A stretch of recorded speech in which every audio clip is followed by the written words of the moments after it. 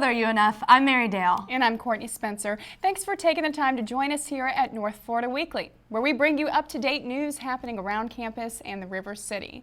UNF has always prided itself on having a very multicultural campus, a diverse student body with many different cultural events. International students, faculty, and staff gathered together this past Friday for the 20th Annual International Student Association Dinner and Dance. Angelo Mora has more on this great event. The International Student Association held its 20th annual dinner dance. The event hosted a variety of students from different parts of the world. ISA President Claudia Ramirez says having such a diverse group of students is beneficial to those involved. I think it's very important to have the international students and the American students interact so they can learn from each other and learn about different cultures and diversity. Like many international students, Ramirez got involved with ISA due to the common ground she and others were feeling amongst their arrival at UNF. The reason why I got involved with ISA is just because when I moved to the States and I started going to UNF, I really didn't know anyone, and I thought that it was a great opportunity for me to get involved with students that were in the same position that I was. Member and international student J.C. Escalantes says from the great performances to the delicious foreign cuisine served, the dinner dance is growing. Every year it goes bigger and bigger. Last year we had at the UC, we're expecting 300 people, we got 500. Today we're expecting 500, we might get 700, so you never know. The International Student Association's expansion over the years has not only shown growth, but also equality amongst different cultures. As one member told me, nosotros todos somos humanos, which means we are all human. Angelo Mora, North Florida Weekly. For more information about ISA and their events, you can contact the International Center at 904-620-2657. Some Jacksonville residents are still recovering from this week's severe weather. Unfortunately, the storms may continue to be a familiar face during the upcoming hurricane season. Forecasters predict that there will be named storms in the mid to upper teens, with a handful of storms becoming actual hurricanes. Due to last year's busy hurricane season, the Red Cross is currently seeking volunteers to help at emergency centers. To volunteer to find out more information on the shelters, visit www.redcross.com. However, the weather was GREAT great for one particular event over the weekend. A park in Jacksonville was for the dogs Saturday, golden retrievers to be specific.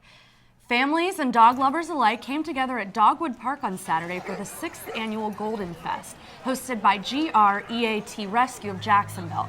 That's Golden Retriever Emergency Assistance Team. The event featured contests and silent auctions, dog-related vendors, with the proceeds going to rehabilitate and rehome neglected golden retrievers in Jacksonville. Great Rescue President Judy Brown explains how Golden Fest today we can raise a lot of funds for our rescue and have a lot of vendor booths here, information, medical information available, our Golden Fest store. So it's just a fun day where everybody can get together and have a good time. If you would like to donate or find out more, visit www.greatrescue.org. The UNF Vegetable and Herb Garden, better known as VERB, is pumping out fresh produce and herbs here on campus. And those involved in the organic project are eating it up. Sarah Gojakian tells us more. UNF alumna Katrina Norbaum knows how to turn an idea into reality. In 2009, she sought out funding in this man. UNF alumnus Bruce Osier and his brother donated the $5,000 seed money to make her garden possible. A family story tells why. One Christmas I came back and asked my mom and dad, could I have a plow for Christmas? And they just kind of looked at me and said, you want a what? I said, a plow, I want to start a garden like Grandpa has. He's been gardening ever since. It's his passion that led him to help. I said, well, yes, because of the history and background that my grandfather had, that I kind of adopted from him, and if I could make it in memory of my mom and dad, Frederick C. Osier and Ophelia Tate Osier, I'd be glad to. I think it would be a neat thing to do.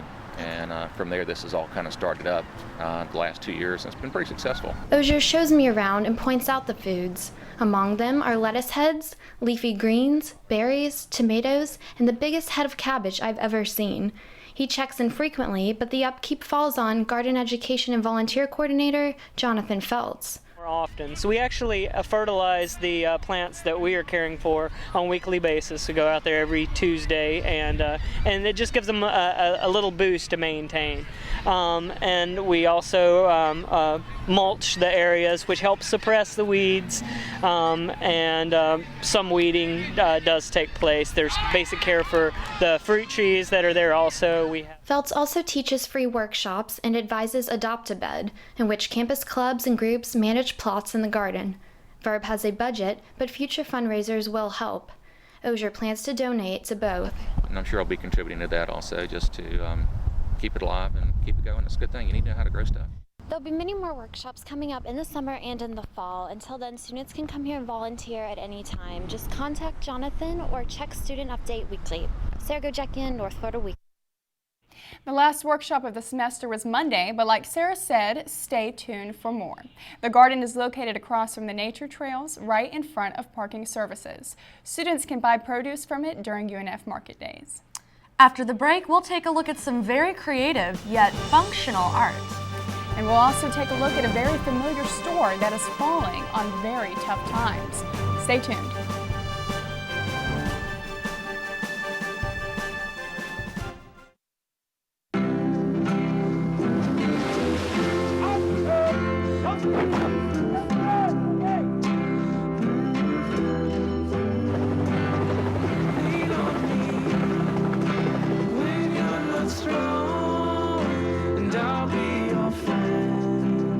Because sometimes, even the rescuers need to be rescued. The Coast Guard Foundation. Find out how you can help at rescuetherescuers.org. 911. Yes, water is all in the house. The roof is completely caved in on us. We need emergency assistance, please.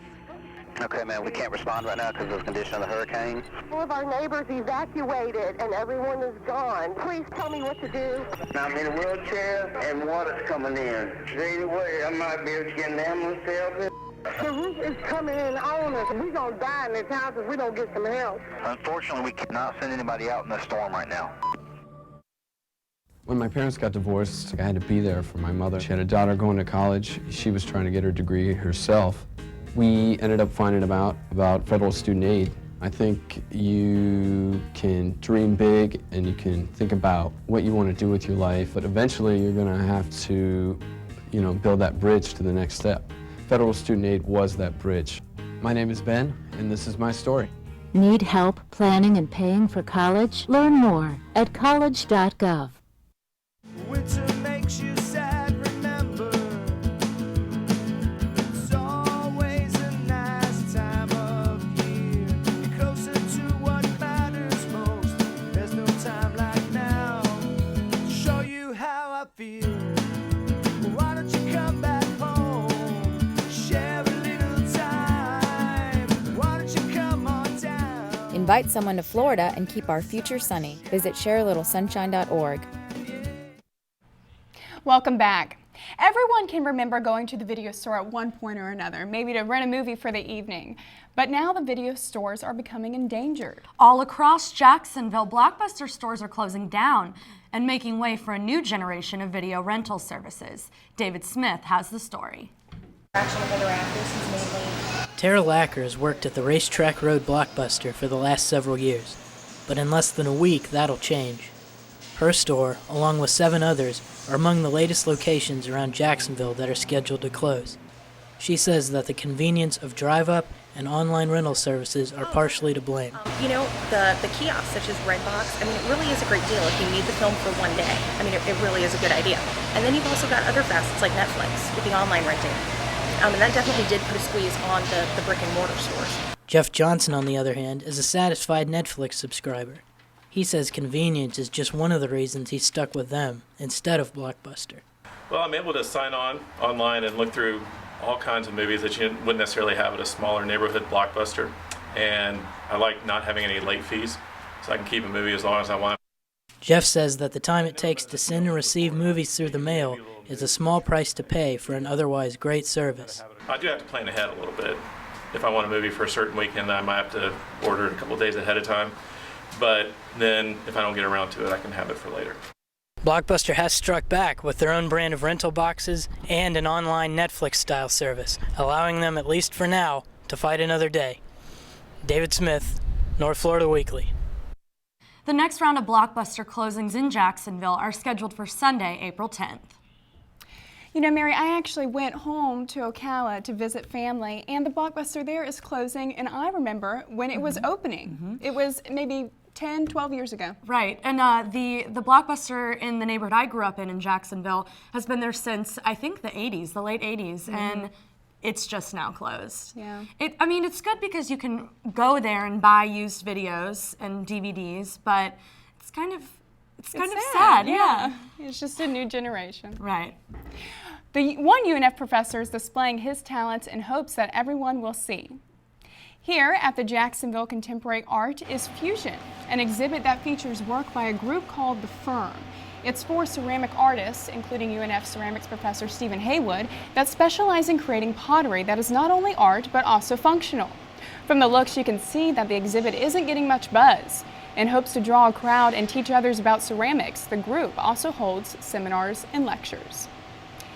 You can do your part in helping Firm get some buzz. The Fusion exhibit at the Jacksonville MoCA will be open until May 1st. For more information on the Firm, visit their website at www.thefirmceramics.com. Coming up after the break, more arts and music. We'll take a look at what's happening around Jacksonville, so stay tuned. We'll be right back.